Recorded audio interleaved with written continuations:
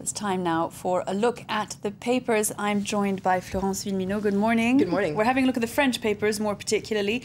Clearly, the French president getting an awful lot of attention. We've been talking in the news about the publication, the announcement of his manifesto, a letter to the French people, no less. Absolutely. And according to, we're going to start by looking at 20 Minutes, and they say that it's very familiar, un air de déjà vu. It's, according to 20 Minutes, of the 32 proposals he put forward yesterday, there was only one new one, and that was that pensions will be paid on the 1st of the month and no longer the 8th of the month.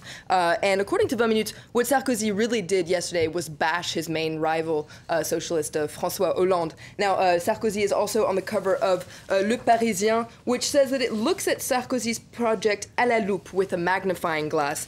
And according to an article in Le Parisien, it says that Sarkozy's entourage initially said that he had promised a surprise, but no dice. They also say that his program is very familiar to everything we've been hearing him say for the last 5 years. And they say that 17 days before the presidential election, Sarkozy wasn't trying to surprise people. What he was trying to do was reaffirm his determination. And it points out that his tone was very solemn, very pugnacious. And it says that one thing is clear, that he's trying to attract retirees, and that is the kind of core of his electorate right now. And it also says that his combative tone shows that he's ready to fight until the end. And the Parisien also mentions this letter that you were talking about, Une lettre au peuple français, the 34-page letter that's going to be printed in 6 million copies. Now, according to the Parisien, what it basically says is, elect me or there's going to be chaos. And it points out that it ends with the trademark, his trademark, I need you, help me. And there's a funny cartoon in Le Parisien, which we're going to pull up right now,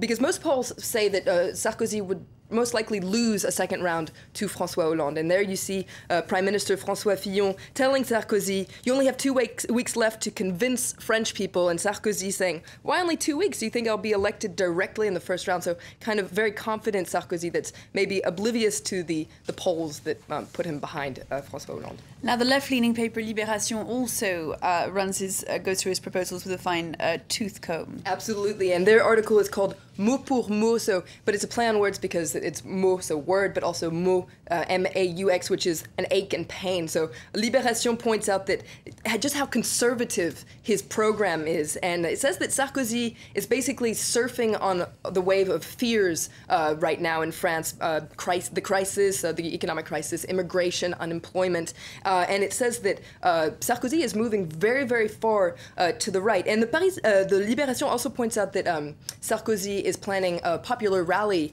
in just over a week on April 22nd that's going to be held at Place de la Concorde here in Paris. But it's also the same day that François Hollande is planning a rally, and not very far away in Versailles, not Versailles, yeah, Château de Versailles. And basically, according to Libération, this is kind of a risky move for Sarkozy, because public rallies are kind of the domain of the socialists. That's where they're really good. And if both of them hold a rally on the same day, that's going to be open to comparison, and most likely the socialists are probably going to have the upper hand on that. Comparisons, no doubt, chaos in the area. We're going to look now at the right-wing newspaper, Le Figaro, clearly more enthusiastic about Sarkozy's economic plans. Yes, the Figaro is often a cheerleader for Sarkozy, and here they focus on really what he said in his speech. And according to Le Figaro, Sarkozy accused Hollande of denying the crisis. In their editorial, they said that it's called Sarkozy and Real Life, and basically they accuse Hollande of having his program be based on a rosy vision of the world, a dream. They say that Hollande is kind of in la-la land,